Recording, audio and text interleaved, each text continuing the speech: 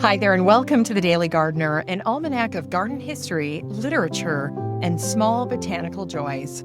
I'm Jennifer Ebling, and today is February 9th. February is often described as the month of celebrating love.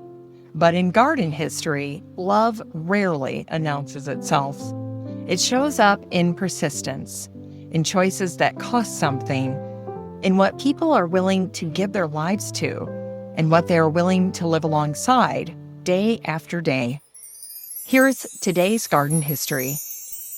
It was on this day in 1752 that Fredrik Hasselqvist died in Smyrna, a Mediterranean port city. Fredrik was one of Carl Linnaeus' students, one of the young men Linnaeus affectionately called his apostles. Linnaeus sent them into the world to observe, to collect, and to extend human knowledge of the natural order. Fredrik was not an ideal candidate. He was brilliant and modest, but frequently ill and perpetually short of money. There were delays, setbacks, long stretches when his body would not cooperate. Linnaeus urged him not to go, but Fredrik would not be dissuaded. This was what he always wanted to do, so he went. Not triumphantly, but determined, traveling through Egypt, Palestine, and Syria, collecting plants when he could, writing whenever he had the strength. His work came in fits and starts. There were gaps and hardships. Still, he kept going. In the end, his health failed, just as Linnaeus had feared. Fredrik was only 30 when he died, his body spent, long before his curiosity was. But his specimens made it home. His notes endured. Linnaeus remembered him as an apostle, sent into the world to serve science, and consumed by a calling. It was devotion without guarantees. And it was on this day, in 1845, that William Griffith died in Malacca, in what is now Malaysia. William was just 34 years old. Unlike Fredrik, William was the real thing, a solid and honest-to-goodness plant collector. He lived at a time when botany desperately needed information from places few Europeans had seen, from climates that challenged every assumption. And William delivered. Trained as a physician, he distinguished himself early through precision and discipline. He liked naming plants, but what truly absorbed him was understanding how they worked. Structure, reproduction, order. His observations were meticulous, his output astonishing. He traveled widely across India, Burma, the Himalayas, Bhutan, and Afghanistan, bringing back exactly what the field needed at the time. Those who knew him believed he was destined for greatness. So it was no surprise when William was chosen to oversee the Calcutta Botanical Garden after its longtime director, Nathaniel Wallach, was forced to leave for medical treatment. Wallach's garden was mature, atmospheric, and deeply beautiful, shaped over decades. But William couldn't see the order through all that beauty. It distracted him. A botanical garden existed to teach, and teaching required clarity. Plant A beside plant B. If they belong together on the page, the garden should be organized the same way. So while Wallach was away, William went to work. He excavated and removed not just individual plantings, but rows of majestic trees that had stood like sentries since the garden's earliest days. William wasn't trying to be malicious, but he was a purist, a man built for the field, placed in charge of curation and care.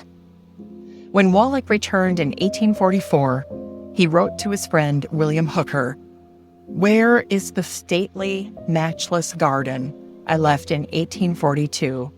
Is this the same as that? Can it be? No, no, no. Day is not more different from night. than the state of the garden as it was from its present, utterly ruined condition. My heart bleeds at what I am compelled daily, hourly, to witness. But by then, the damage was done. Wallach was given back what remained of his garden. William was reassigned. William left with his wife Emily, a striking detail in a world where plant hunters usually worked alone. She had been there all along, a quiet reminder that William was more than his work alone. His scientific brilliance did not desert him, but he was not a garden designer, and his time in Calcutta had undone him. His hepatitis flared as soon as he boarded the ship and sailed away. He died 10 days after landing in Malaysia.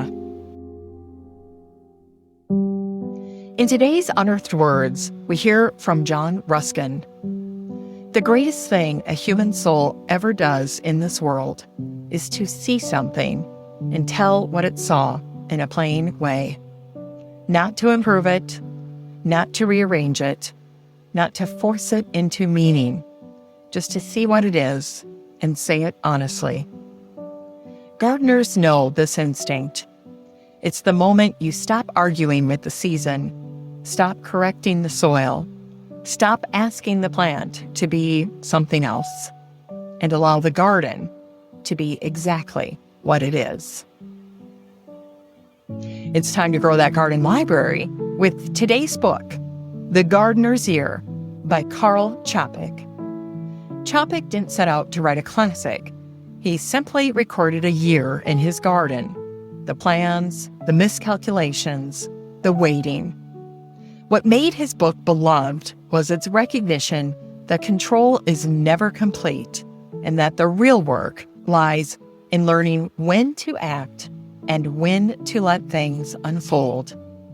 It makes room for failure without making it feel like defeat. It's a snapshot, but one gardeners keep returning to. And finally, here's something sweet to ignite the little botanic spark in your heart. It was on this day in 1830 that Henry Arthur Bright was born, a son of the port city of Liverpool and a partner in his father's shipping business. Henry became a writer known for warmth and charm. He was a generous correspondent, a sympathetic ear, and a steady presence in literary circles. He befriended writers on both sides of the Atlantic, including Nathaniel Hawthorne, whom he met during a visit to Concord in 1852. They traveled together and remained friends for life. And when Henry wasn't writing, he tended his garden at his home, Ashfield, on the outskirts of the city. Almost without meaning to, he began recording his life through the small things that happened there. The pleasures, the disappointments, the steady labor, what thrived, what failed, what surprised him. Over time, these moments became quiet meditations, written with such ease and honesty that gardeners began to recognize themselves in his pages. Henry developed strong preferences. He loved thick plantings, old flowers, snowdrops that wandered where they pleased. He disliked fashion and surface display. He trusted soil, sun, and time. His most beloved book is called A Year in a Lancashire Garden. But when a gardener reads it, it feels like a lifetime.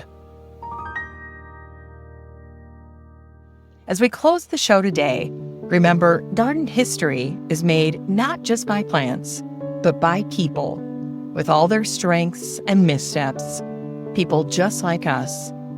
And that's why these stories still guide us, because how they loved gardens still shapes how we try to live with ours.